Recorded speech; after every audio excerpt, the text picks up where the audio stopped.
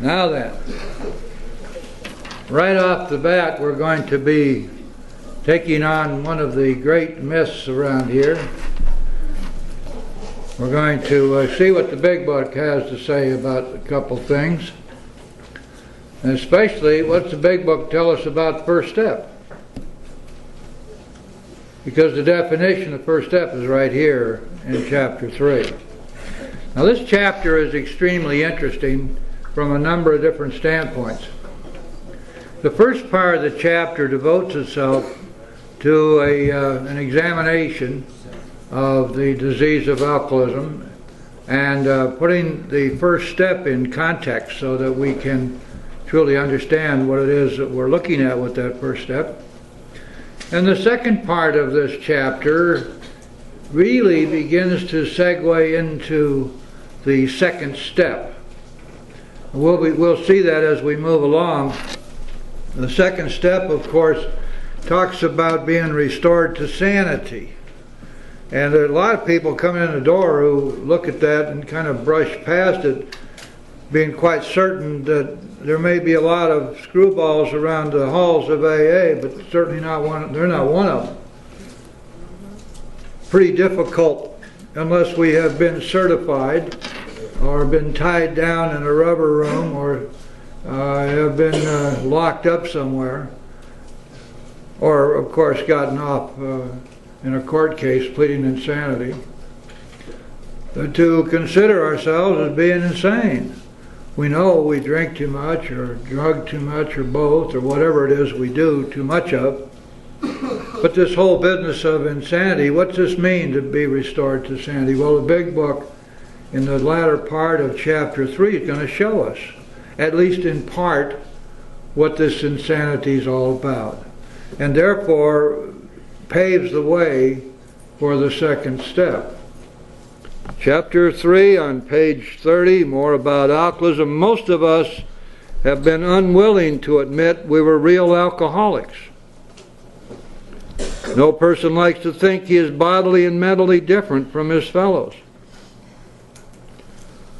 You know, that's a very astute observation. And it comes from, remember we've talked about this before, we all have three natural God-given instincts, and one of those instincts is the instinct for society. We want to be accepted and admired in the society of our fellows. We don't want to be excluded or pushed aside or considered to be different. And there's a very, very strong push from this instinct to remain in the bosom of our chosen relationships, whether it's clubs or business or family or what it may be. No person likes to think he is bodily and mentally different from his fellows. Now what about this bodily stuff? It's really not talking about whether you're a midget or not, or whether you lost all your hair. It's talking about the disease of alcoholism, which dooms us to this phenomenon of craving, this allergy. Our bodies will not tolerate alcohol as normal bodies will. We don't want to think that we're bodily or mentally different. And yet many of us have, before we walk in that door, we're pretty sure there's something really wrong with us.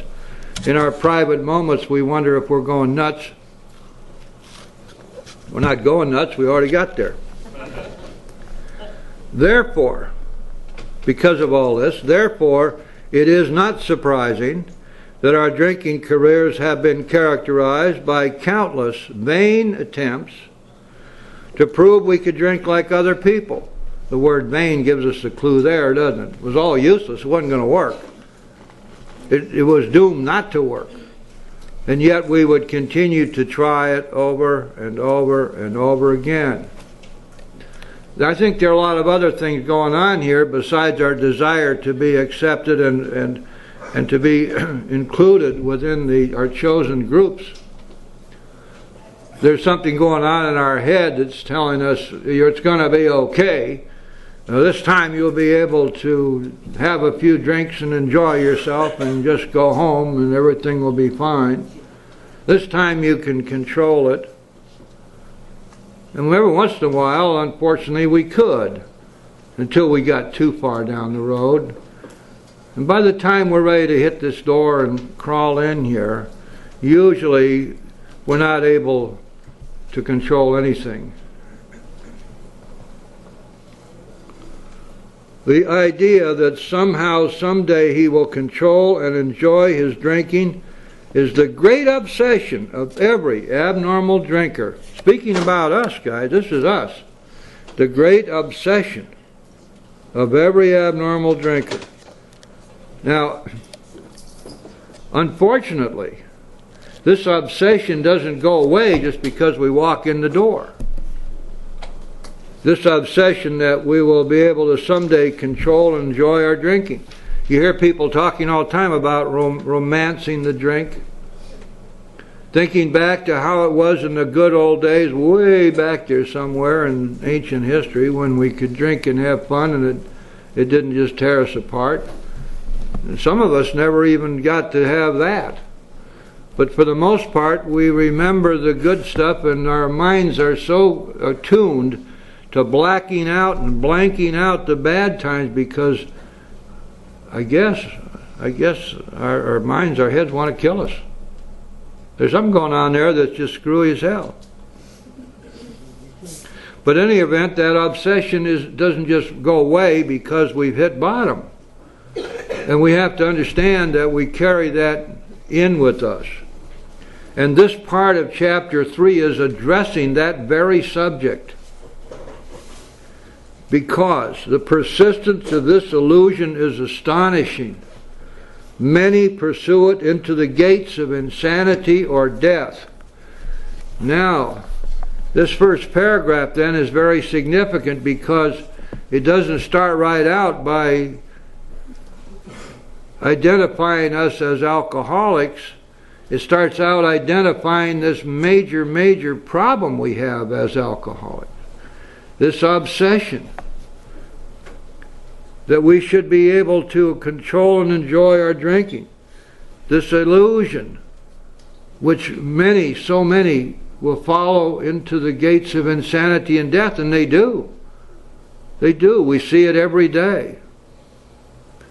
And so it becomes pretty obvious that this is such a major problem, such a major issue, that's going to have to be dealt with, and it needs to be dealt with right here in this first step.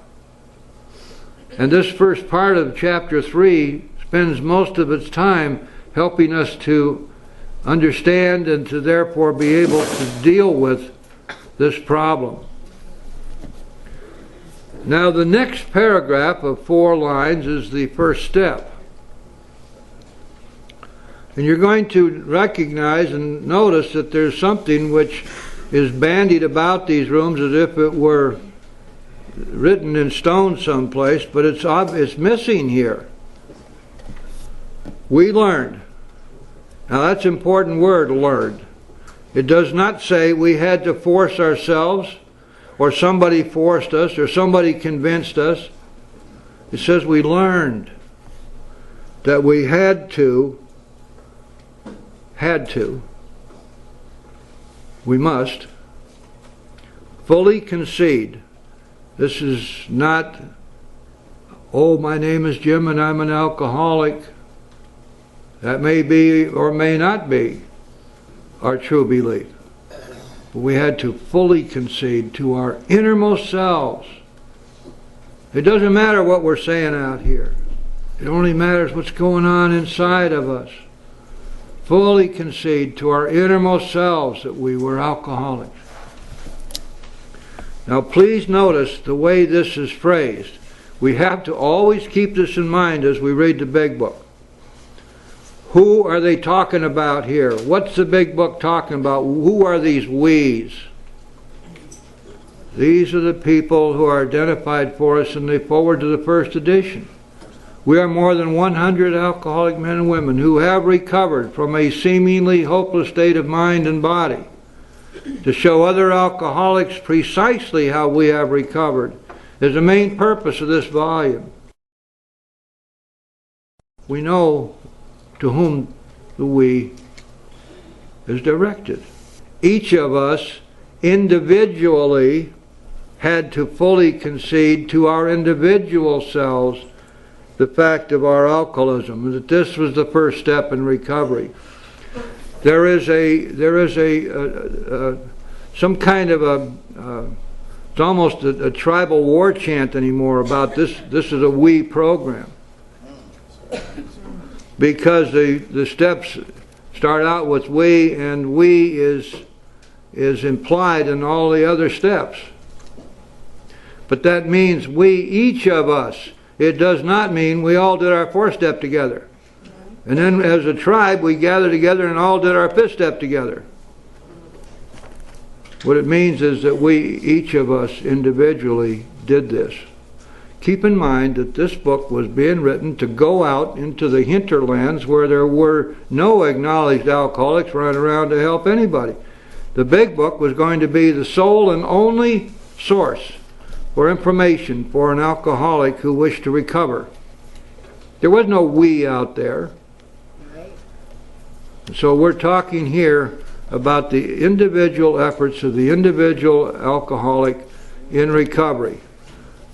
Put them all together and you have Alcoholics Anonymous. And there's much that we do together, but we do the steps alone. Each of us seeking to find, to know, and to surrender to a higher power. And so that's the first step, but there's more. And this more is something which is seldom considered, but it's right here in the book.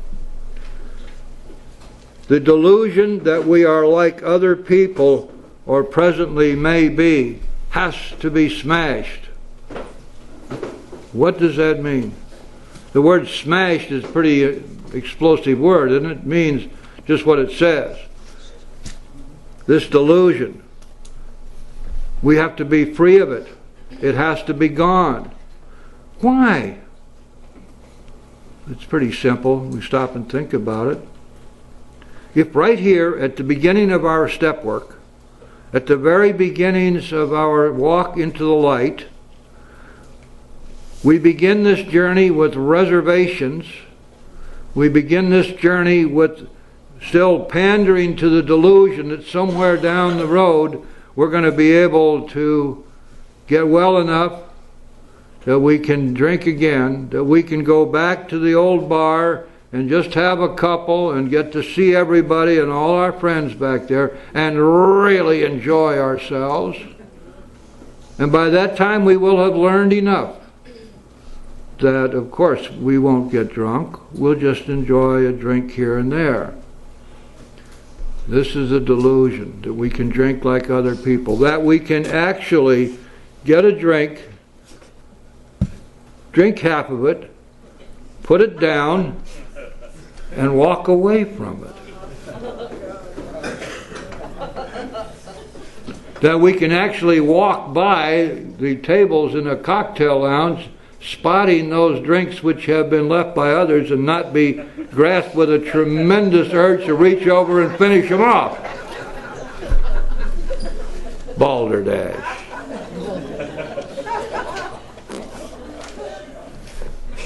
But that's the delusion, and this delusion has to be smashed. Look at it this way. If you're starting out on a path which is going to take you from a place of rebellion, defiance, to surrender and obedience, and it's a spiritual path all the way, you have to be free of anything which is twisting and turning your mind in order for you to be able to do this work.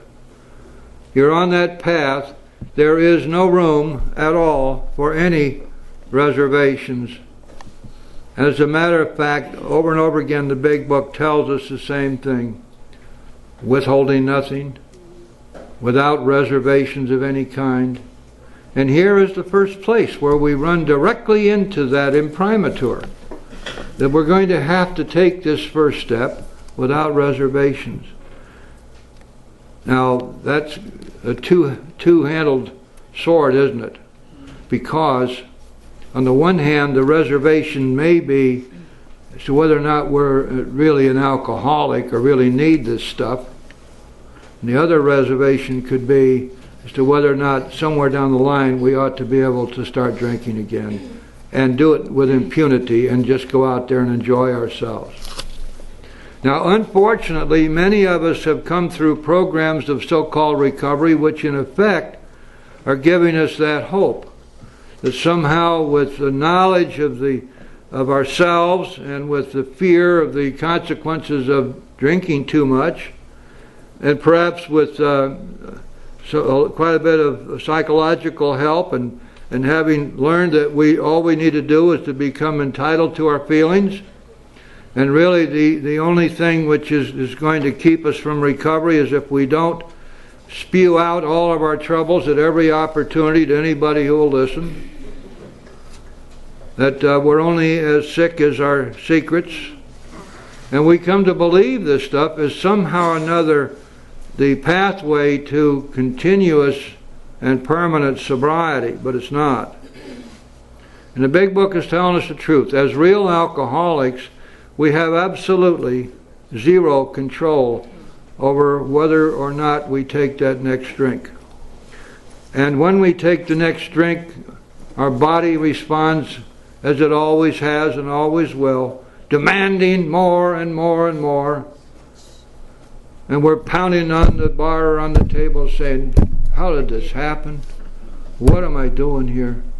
I might just as well get drunk again, start over again tomorrow. So now the big book is going to elaborate on this theme, that we must somehow or another come to grips with this salient fact of our lives. It was well stated for us by Dr. Silkworth in his opinion.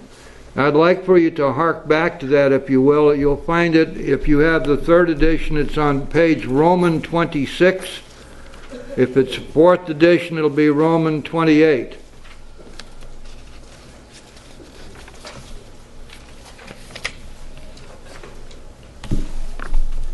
That will be XXVI or XXVIII. Fourth edition, XXVIII. Roman 28. First full paragraph. Now this is the guts of AA right here. Dr. Silkworth was the one medical guy, perhaps in the whole world, who fully understood what was going on with us. We believe, and so suggested a few years ago, that the action of alcohol on these chronic alcoholics is a manifestation of an allergy, that the phenomenon of craving is limited to this class and never occurs in the average temperate drinker. Here it comes. These allergic types can never safely use alcohol in any form at all. Now this then gives us the parameters of that which we must come to grips with, and it's going to be necessary for us to accept this as being true for us. So let's see how the big book goes about showing us the way to arrive at that understanding, to arrive at that truth, and to arrive at that acceptance. On page 30 again, we alcoholics are men and women who have lost the ability to control our drinking. We know that no real alcoholic ever recovers control. All of us felt at times we were regaining control, but such intervals, usually brief, were inevitably followed by still less control, which led in time to pitiful and incomprehensible demoralization. That's a beautiful description of the progression of the illness, isn't it? It just gets progressively worse. We are convinced to a man that alcoholics of our type are in the grip of a progressive illness. Over any considerable period we get worse, never better. Now then, you would think if this were a college textbook that right here and now the book would go into a long dissertation on the progression of the disease. But it doesn't. However, it does later. And if you're interested to see how this disease progresses, you have to wait till you get to the 8th chapter, the chapter to wives. And there you will find at the bottom of page 108 the beginning of about 7 or 8 pages which deal with the progression of the disease. It's there, but we just have to kind of know where to find it. Suffice it to say at this point, then, let's see if we can accept as a fact that alcoholism is a progressive illness as well as being invariably fatal and incurable. We are like men who have lost their legs. They never grow new ones. Neither does there appear to be any kind of treatment which will make alcoholics of our kind like other men. We've tried every imaginable remedy. In some instances there has been brief recovery, followed always by a still worse relapse. Physicians who are familiar with alcoholism agree. There's no such thing as making a normal drinker out of an alcoholic. Science may one day accomplish this, but it hasn't done so yet. And boy, oh boy, have there been all kinds of scientific attempts at this over the years. I think we've talked about that in the past. Every one of them has fallen on their sword. And you know what's so interesting is that as soon as they would announce that they had found a way to make us normal drinkers again, social drinkers they call us, it becomes a headline event. And everybody wants it. Everybody out there who suffers from the alcoholics around them say, wow, that would be great. Let's get them into that program. And then about 2 or 3 years later, after this whole thing has failed, and the people who tried it ended up worse than they were before, then there will be a retraction printed, but it'll be in the second section on page 18 at the bottom of the page. And you'll never see it. Page 31, first full paragraph, despite all we can say, many who are real alcoholics are not going to believe they are in that class. That's called denial, guys. By every form of self-deception and experimentation, they will try to prove themselves exceptions to the rule, therefore non-alcoholic. If anyone who is showing inability to control his drinking can do the right about face and drink like a gentleman, our hats are off to him. Heaven knows we've tried hard enough and long enough to drink like other people. And here are some of the methods we've tried. Drinking beer only. Oh, that wouldn't work up in the Panhandle. That's all they drink up there anyways, beer.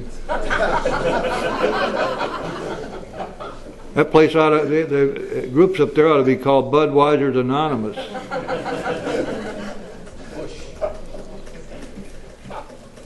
The only difference in drinks is whether it has a short neck or a long neck.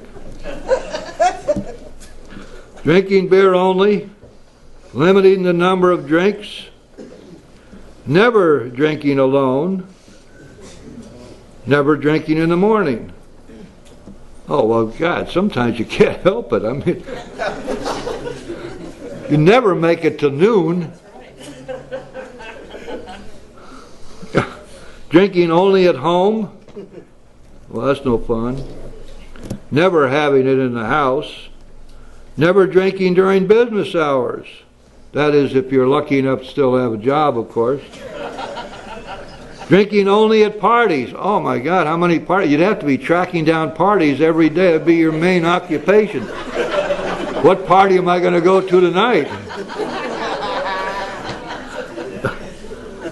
Switching from scotch to brandy. A lot of people say I wouldn't drink either one of those nasty things. Drinking only natural wines. Anybody know what that is? What's a natural wine? What is a wine that's unnatural? That's what I'm trying to figure out. Would that be something like a screw top gallo or something?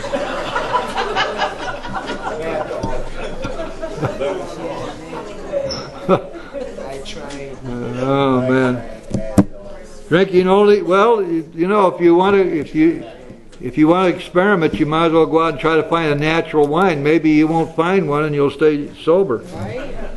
Agreeing to resign if ever drunk on the job. May not have any choice about that. Taking a trip. Oh, but wait a second. We're close to the harbor here, aren't we? Think about taking a trip. Hop on one of those cruise ships, man. Ain't nobody know whether you're drinking there or not. You can have a heck of a good time. Not taking a trip, swearing off forever, with or without a solemn oath. By the way, that reminds me. The big book never once says, don't drink. And in the 10th step, after the 10th step, it tells us on page 85, you can find this if you like, at the top of the page, we have not even sworn off.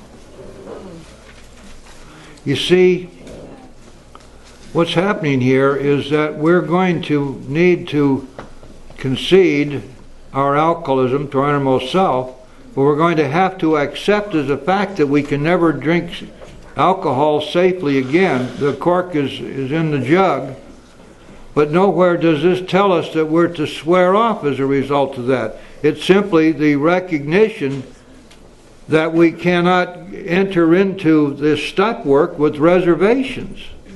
You see the difference? We don't swear off. We don't have to swear off. What do we have to do? We got to find God. It's that simple. We have to get God between us and the booze. And we're going to do that by working the steps. Taking more physical exercise, reading inspirational books, going to health farms and sanitariums, accepting voluntary commitment to asylums, we could increase the list ad infinitum. We do not like to pronounce any individual an alcoholic, but you can quickly diagnose yourself. Step over to the nearest bar room and try some controlled drinking. Try to drink and stop abruptly. Try it more than once. It will not take long for you to decide if you're honest with yourself about it. It may be worth a bad case of jitters if you get a full knowledge of your condition. I often think about this paragraph and wonder if maybe that's going a little far, maybe not. I suppose it makes sense. But how about this? Let's just think about this for a second. Suppose let's say now you're working with somebody new, or maybe you're new. Let's pose a question. Here's the question. Would you be able, for the next 30 days, every day, take 2 drinks, no more and no less? 2 drinks every day for 30 days. Do you believe you could do that? Is there anybody in here, all you real alcoholics, who would say, yes, I can do that? I don't see any hands. That might be enough. If the person's being honest with themselves, and if they are a true alcoholic, I suppose that would be a good test.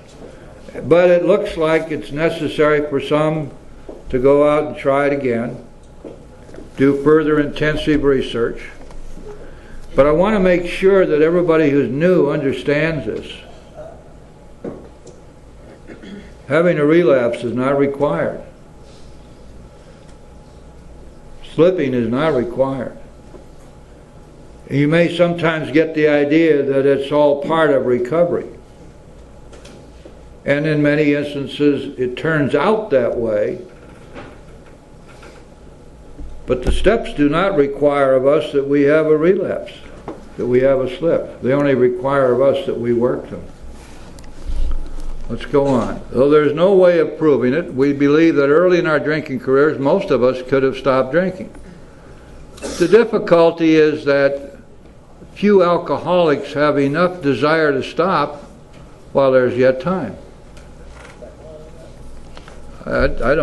I guess there are a few people like that. I don't think I've ever met one. We have heard of a few instances where people who showed definite signs of alcoholism were able to stop for a long period because of an overpowering desire to do so. Here is one. A man of 30 was doing a great deal of spree drinking. He was very nervous in the morning after these bouts and quieted himself with more liquor. Sounds pretty alcoholic to me, doesn't it to you? He was ambitious to succeed in business, but saw that he would get nowhere if he drank at all. Once he started, he had no control whatever. He made up his mind that until he had been successful in business and retired, he would not touch another drop. An exceptional man, he remained bone dry for 25 years and retired at the age of 55 after a successful and happy business career.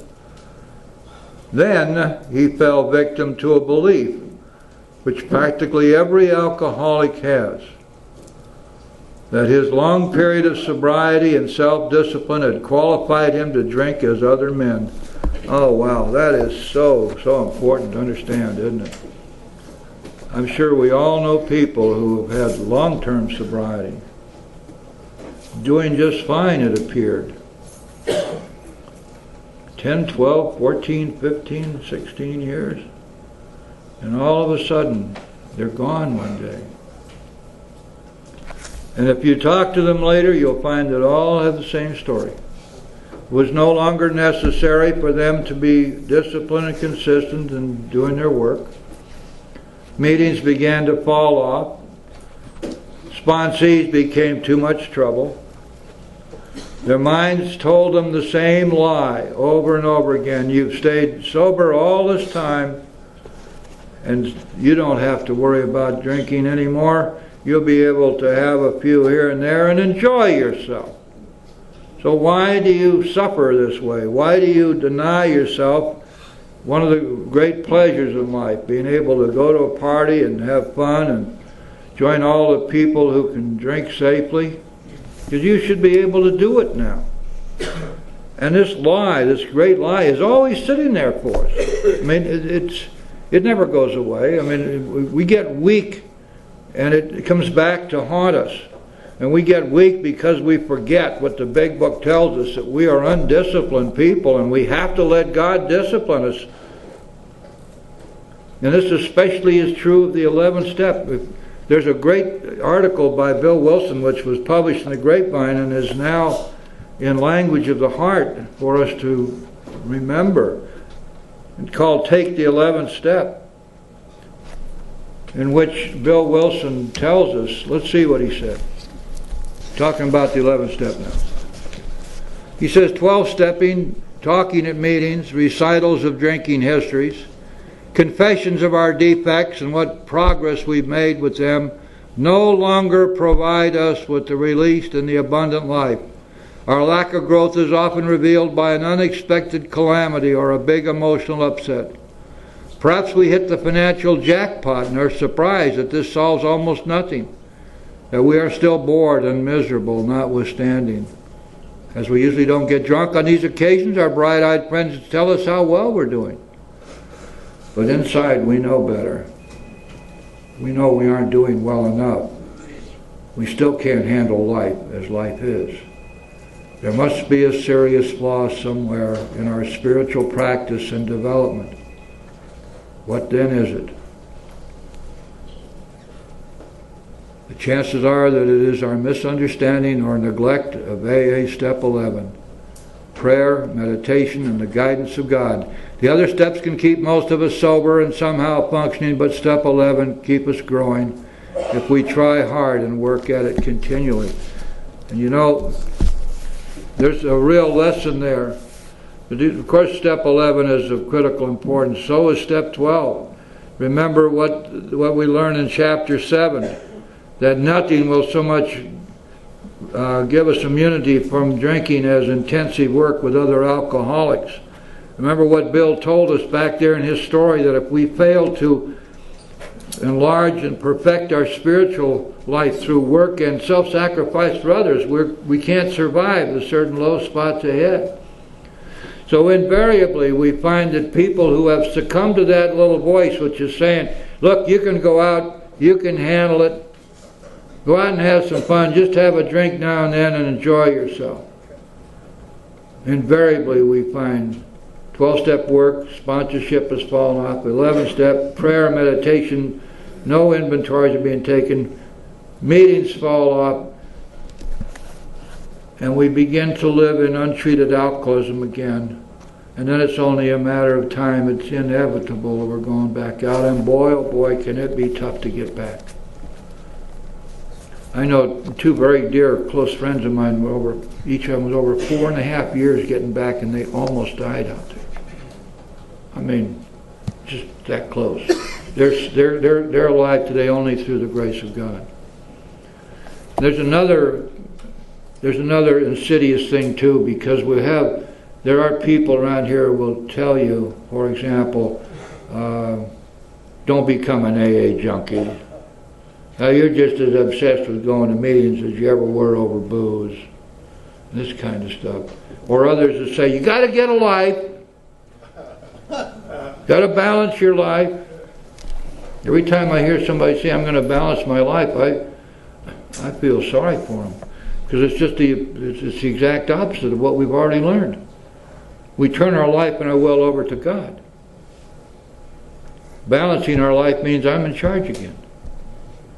I'm going to run things. I'm not going where God sends me. I'm not going to be there at a meeting when I know I ought to be. I'm going to use my own judgment about that. I only need 2 meetings a week. I only need 1 meeting a week. That kind of thinking is exactly what it's talking about here. Then he fell victim to a belief which practically every alcoholic has, that his long period of sobriety and self-discipline had qualified him to drink as other men. Out came his carpet slippers and a bottle. In 2 months he was in a hospital, puzzled and humiliated. He tried to regulate his drinking for a while, making several trips to the hospital meanwhile. Then, gathering all his forces, he attempted to stop altogether and found he could not. Every means of solving his problem which money could buy was at his disposal. Every attempt failed. Though a robust man at retirement, he went to pieces quickly and was dead within 4 years. And we see this kind of thing repeated and repeated. Also, the progression of the disease. I have a personal friend that I worked with when he first came in. This was years and years ago. And he was one of the first astronauts. He's a member of this fellowship and has made it quite public that he is. All the time through astronaut training, all the time through his earlier days as an aviator, and after being on the moon and coming back and having gone through all of the adulation and the speeches and the parades and the television appearances and the radio appearances, and all of that was over, and he started drinking. Within 1 year, this absolute perfect human specimen of physique and intelligence, trained to the nth degree, had been to the moon, had everything to live for. Within 1 year, he was a hopeless, helpless alcoholic. And it took 7 relapses in his first year before he finally got it. So when I think about that man, I think this doggone stuff must be progressing even while we're not drinking. I've seen other examples where people who started late in life would hit them so fast. It's amazing. Sometimes a lady who's been absent all her life and has been happily married, and her husband dies, and she starts nipping a little here and a little bit there, and within a very short time she's in terrible trouble. So there must be something going on there. In any event, It's not anything we want to fool with. Let's go to page 33 now. First full paragraph, top of page 33. This case contains a powerful lesson. Most of us have believed that if we remain sober for a long stretch, we could therefore drink normally. But here is a man who at 55 years found he was just where he had left off at 30. We've seen the truth demonstrated again and again. Once an alcoholic, always an alcoholic.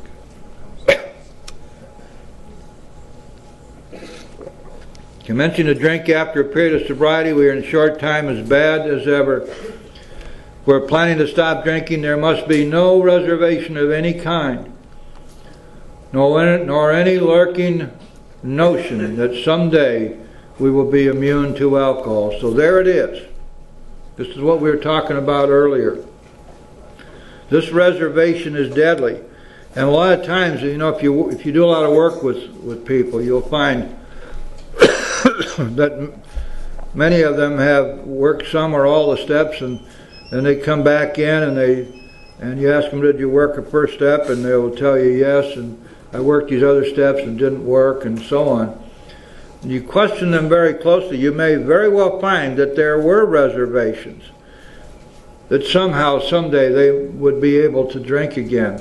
Just get me sober, let me get my life in order, and that's all I really need. In the meantime, help me not to drink. It's a fool's paradise. It doesn't work that way. Going on page 33, young people may be encouraged by this man's experience to think that they can stop, as he did, on their own willpower. We doubt if many of them can do it, because none will really want to stop. And hardly one of them, because of that peculiar mental twist already acquired, will find that he can win out. Several of our crowd, men of 30 or less, have been drinking only a few years, but they found themselves as helpless as those who had been drinking 20 years. There's a very, very important lesson here. It revolves around the false assumption that if we can convince people not to drink, somehow or another they won't drink. Convince them not to drink and go to meetings. Don't drink and go to meetings. That somehow or another this is the solution to alcoholism. It's not only a fool's paradise, but it's extraordinarily dangerous, because it's not true. The real alcoholic cannot stop drinking on his or her own for any length of time. There may be these rare instances, which is illustrated by this guy, where the motivation was so powerful, so strong, that somehow or another he was able to stay dry. But that's extremely unusual. And why in the world would we ever take that kind of a chance? Why would we tell somebody, if you want it bad enough, you can stop? And then we indulge ourselves in this fiction that somehow or another, if we can only remember how bad it was the last time we drank, that we won't drink again. Or if we can be scared enough, frightened enough of the consequences of drinking, that we won't drink again. Those don't work. Another myth is that if we are taught enough about ourselves, if we have enough self-knowledge, we won't drink again. That went out even before AA got started. It was obvious that that was not true. When Roland Hazard went to Dr. Young in Switzerland, and he spent a year with him, and he learned everything there was to learn about himself. He knew why he drank, he knew what his emotions were, he knew what his feelings were, he knew all about his weaknesses of character and so forth. He came back to the United States, within a few weeks he was drunk again. Finally, when he went back to Switzerland and confronted Dr. Young about this, Dr. Young owned up. He said, well, you're the kind of guy that I can't help you. The only thing that's going to help you is some kind of a massive psychic change. You're going to have an effective spiritual experience, because I can't do it for you, and no other human can do it for you. You are of that hopeless, helpless class of alcoholics for which there is no human aid. And it didn't make a particle of difference how afraid that Roland might be of losing his position in society and his fine paying job and his family, or how much knowledge he had about himself. This was not sufficient. We have to get in God's pocket and stay there. Well, when we do that, that always works. Let's go on now on page 33. Last partial paragraph, about 10 lines up in the bottom of the page. To be gravely affected, one does not necessarily have to drink a long time, nor take the quantity some of us have. This is particularly true of women. Oh, Bill, how chauvinist of you. Potential female alcoholics often turn into the real thing and are gone beyond recall in a few years. Certain drinkers who would be greatly insulted if called alcoholics are astonished at their inability to stop.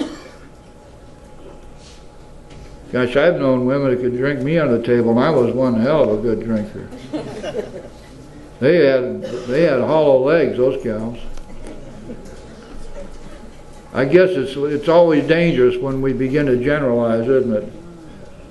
You know, the truth of it is that when Bill wrote this book, he didn't know anything about female alcoholics at all. You see, when these words were being written, the first manuscript in multiliths that Bill produced had not yet been finished. And the first woman in AA did not come in until after that multilith was out, and Bill sent her a copy of it, and he told her that it would cost her $3.50, but that she would be entitled to receive the big book when it was published in hardcover. That was Marty Mann, the first woman in AA. So Bill really didn't know what he's talking about here too much. But I guess we can forgive him. Bill is a perfect example of a 1920s, 1930s male, power-driving, chauvinistic to the nth degree, egoistic.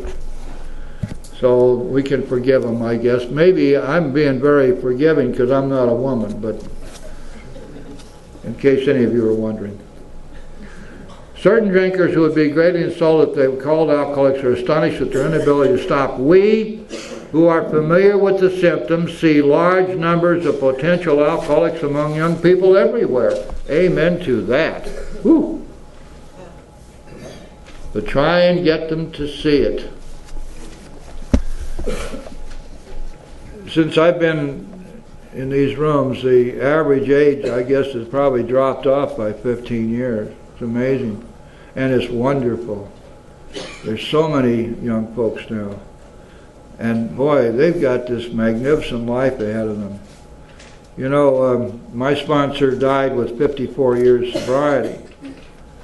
Some of these young folks can easily surpass that, and they won't even be on Social Security yet. So, as we look back, we feel we had gone on drinking many years beyond the point where we could quit on our own willpower. If anyone questions whether he has entered this dangerous area, let him try leaving liquor alone for 1 year. If he's a real alcoholic and very far advanced, there's scant chance of success. Remember, this book was written, guys, before there were any meetings like this. There were 3 groups scattered around. Well, Cleveland and Akron are pretty close together, but New York's sitting out there all by itself. So this book was originally written to go out to people who didn't really have any other frame of reference. So what the book is trying to do is to bring them into focus here with what these guys had learned, even though there's nothing for them to bounce it off against. The 11th chapter spends a lot of time showing them how to go about forming their own groups so that these things could be more fully discussed. Though he may be able to stop for a considerable period, you may yet be a potential alcoholic. We think few to whom this book will appeal can stay dry anything like a year. Some will be drunk the day after making their resolutions, most of them within a few weeks. And that's probably true. I mean, of course it is true. We all know that. But again, we picked this book up now, and in the context of our groups, and look at this magnificent group here. And some people coming in and looking at us will say, well, haven't you always been here? No, we haven't. No, this fellowship is a lot younger than I am.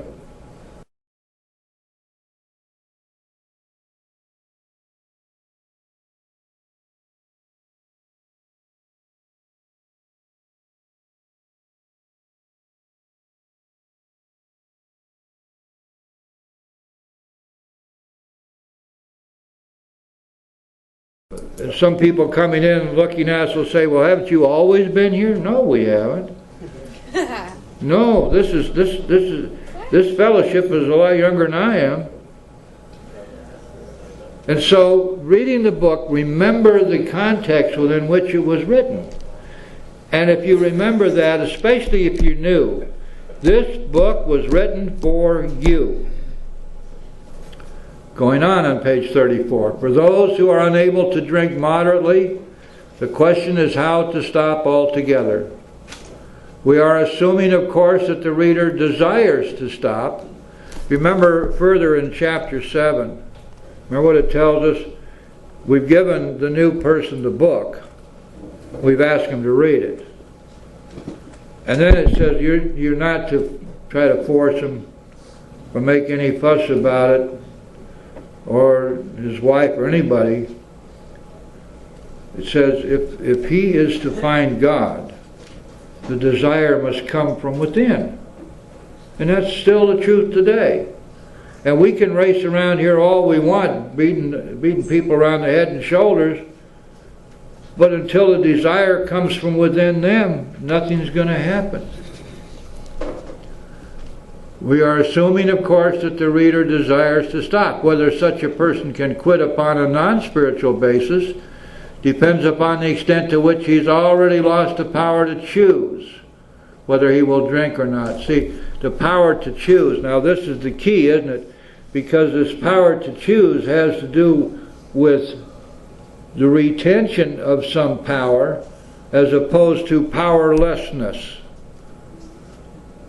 And those who are without power, who are powerless, are the real alcoholics. They're the ones, we're the ones, who must have a spiritual program of action if we're to survive. But he has already lost the power to choose whether he will drink or not. Many of us felt that we had plenty of character.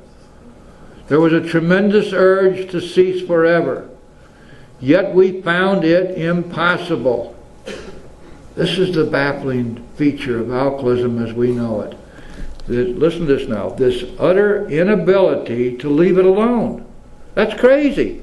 That's insanity. In spite of all the evidence to the contrary, in spite of all of the bad and horrible things that have happened to us as we drank and got drunk, this utter inability to leave it alone, no matter how great the necessity or the wish. That's a definition of true powerlessness, isn't it? How then shall we help our readers determine to their own satisfaction whether they are one of us? The experiment of quitting for a period of time will be helpful, but we think we can render an even greater service to alcoholic sufferers and perhaps to the medical fraternity. So we shall describe some of the mental states that precede a relapse into drinking. For obviously, this is the crux of the problem, and it is. Here's the way it comes down. This is the reality. Real alcoholics have this body that does not assimilate alcohol as normal people. That we can't change. And when we drink, the phenomenon of craving kicks in, and then we can't stop. And that's not going to change either. So what has to change? What has to change is we have to be free from the obsession and compulsion to drink, which drives us to drink even though we know the consequences, even though we intensely desire to stop drinking. Even though we have gone to 16 rehabs and 4 or 5 detoxes, and we've been to farms, and we've been in jail, and we've done all these things, and we can't stop no matter how much we may want to, because we are powerless over alcohol. We are powerless to stop drinking on our own. What sort of thinking dominates an alcoholic who repeats time after time the desperate experiment of the first drink? Friends who have reasoned with him after a spree which has brought him to the point of divorce or bankruptcy are mystified when he walks directly into a saloon. Why does he? What is he thinking? Our first example is a friend we call Jim. This man has a charming wife and family. He inherited a lucrative automobile agency. He had a commendable World War record. He's a good salesman.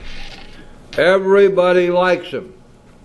He's an intelligent man, normal so far as we can see, except for a nervous disposition. He did no drinking until he was 35. That's an important fact to know. One of the guys I worked with in the 70s had exactly the same situation. He was a hopeless, helpless alcoholic in 1 year. I'm convinced that the disease is progressing during our earlier years, even though we're not putting alcohol in our system. No way to prove that, but that's just been my observation. He did no drinking until he was 35. In a few years, he became so violent when intoxicated that he had to be committed. On leaving the asylum, he came into contact with us. We told him what we knew of alcoholism and the answer we had found. He made a beginning. His family was reassembled, and he began to work as a salesman for the business he had lost through drinking. What a come down, huh? He had this automobile agency, and he drank it away, and now he's back to earn a living. He's selling cars for the guy who got his agency. All went well for a time, but he failed to enlarge his spiritual life. To his consternation, he found himself drunk half a dozen times in rapid succession. Some of you have probably experienced this business of a dry drunk, or walking around with untreated alcoholism. What an unhappy condition that is. That is really terrible. That's what was happening to Jim here. On each of these occasions we worked with him, reviewing carefully what had happened. He agreed he was a real alcoholic and in a serious condition. Now get this, he knew he faced another trip to the asylum if he kept on. Moreover, he knew he would lose his family, for whom he had great affection. You see, he had every reason not to drink again, didn't he? And he had a real well-founded fear of the consequences if he should do so. We'll see what happened. Aha. Top of page 36. Yet he got drunk again. We asked him to tell us exactly how it happened. This is his story. And this is real life, guys. This is exactly what happened. And I'm sure that many of you can identify yourselves with this, or something like this. I came to work on Tuesday morning. I remember I felt irritated that I had to be a salesman for a concern I once owned. I had a few words with the boss, but nothing serious. Then I decided to drive into the country and see one of my prospects for a car. On the way, I felt hungry, so I stopped at a roadside place where they have a bar. I had no intention of drinking. Notice that. I had no intention of drinking. And people around here, well, not in this room, but in other rooms, will say, somebody's coming back, well, you meant to drink. You made a choice to drink. you had the intention of getting drunk,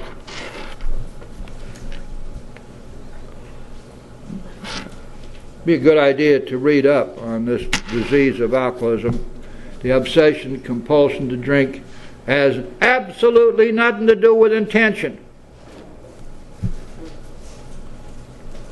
By its very nature, obsession and compulsion means exactly that, beyond our power, beyond our control. I had no intention of drinking. I just thought I would get a sandwich. I also had the notion that I might find a customer for a car in this place, which I was familiar, for I had been going to it for years. I had eaten there many times during the months I was sober. See, this was not something unusual. He didn't seek this place out thinking he might be able to sneak around behind and get a drink. I sat down at a table and ordered a sandwich and a glass of milk. Perfectly natural, normal. Still no thought of drinking. I ordered another sandwich and decided to have another glass of milk. Suddenly, the thought crossed my mind that if I were to put an ounce of whiskey in my milk, it couldn't hurt me on a full stomach. I ordered a whiskey and poured it into the milk. I vaguely sensed I was not being any too smart.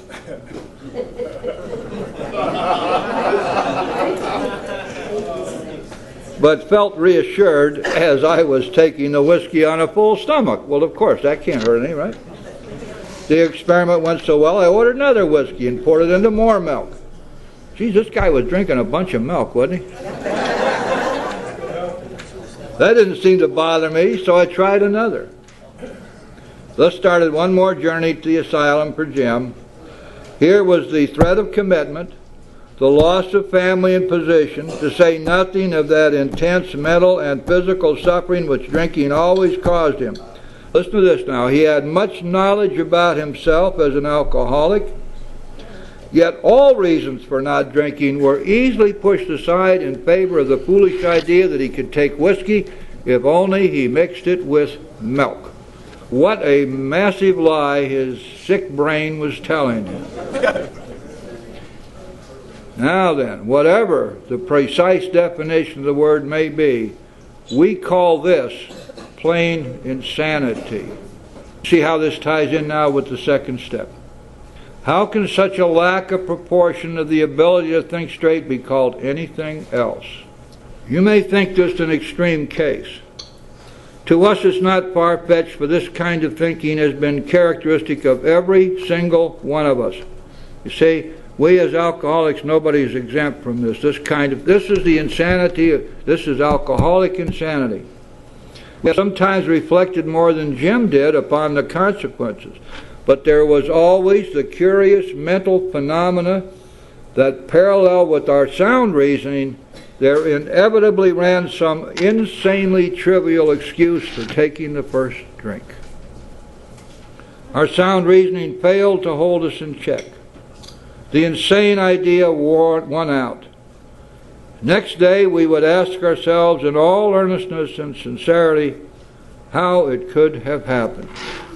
In some circumstances we have gone out deliberately to get drunk, feeling ourselves justified by nervousness, anger, worry, depression, jealousy, or the like. But even in this type of beginning, we are obliged to admit that our justification for a spree was insanely insufficient in the light of what always happened. We now see that when we began to drink deliberately, instead of casually, there was little serious or effective thought during the period of premeditation of what the terrific consequences might be. And Bill has already indicated to us, even if there had been some serious or effective thought, this was easily nullified by the insane thinking, which is a part and parcel of alcoholism. Now then, we get to take a look at the jaywalker. This is a really neat allegory because it just nails it for us. At least it did for me, and I think it probably will for most of you. Let's see what he says here. Our behavior is as absurd and incomprehensible with respect to the first drink as that of an individual with a passion, say, for jaywalking. He gets a thrill out of skipping in front of fast-moving vehicles.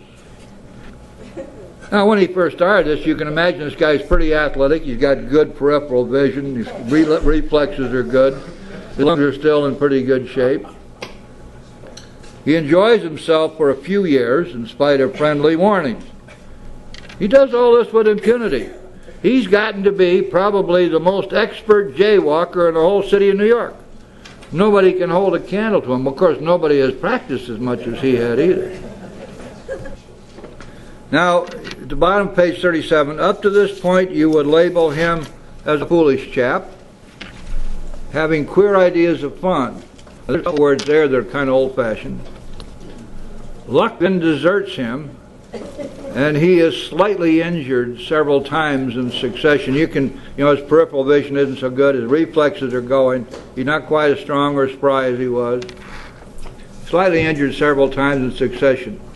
With us, the alcohol is just beginning to nip us.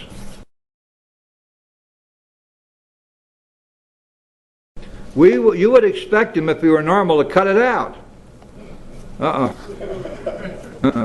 This guy is a real jaywalker. A chronic jaywalker.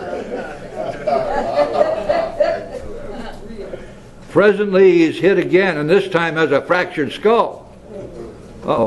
Within a week after leaving the hospital, a fast-moving trolley car breaks his arm. He has decided to stop jaywalking for good. But in a few weeks, he breaks both legs. Did this stop him? Legs heal. On through the years, this conduct continues, accompanied by his continual promises to be careful or to keep off the streets altogether. Finally, he can no longer work. His wife gets a divorce, and he is held up to ridicule. I can imagine somebody had to prop him up while he was in court. Probably couldn't stand by that time. He tries every known means to get the jaywalking idea out of his head.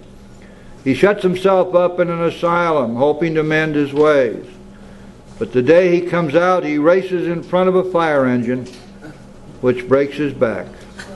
Such a man would be crazy, wouldn't he?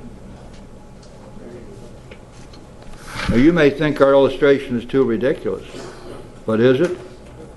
We who have been through the ringer have to admit if we substituted alcoholism for jaywalking, the illustration would fit us exactly.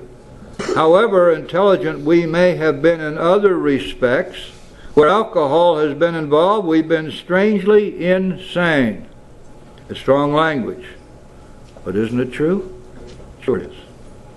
Some of you are thinking, yes, but what you tell us is true, but it doesn't fully apply. We admit we have some of these symptoms, but we've not gone to the extremes you fellows did, nor are we likely to. For we understand ourselves so well, after what you have told us, that such things cannot happen again. We've not lost everything in life through drinking, and we certainly do not intend to. Thanks for the information. That may be true of certain non-alcoholic people, who, though drinking foolishly and heavily at the present time, are able to stop or moderate, because their brains and bodies have not been damaged as ours were. That describes a lot of people who are in AA, and God bless them, they are perfectly right and welcome to be here. But there are many who come in the doors because they've had their first DUI, or because they got a nudge from the judge, or a nudge from the employer, or their significant other said, you go to AA, or I'm leaving you. And the thing that happens is, I think, that when we find the caring and the nurturing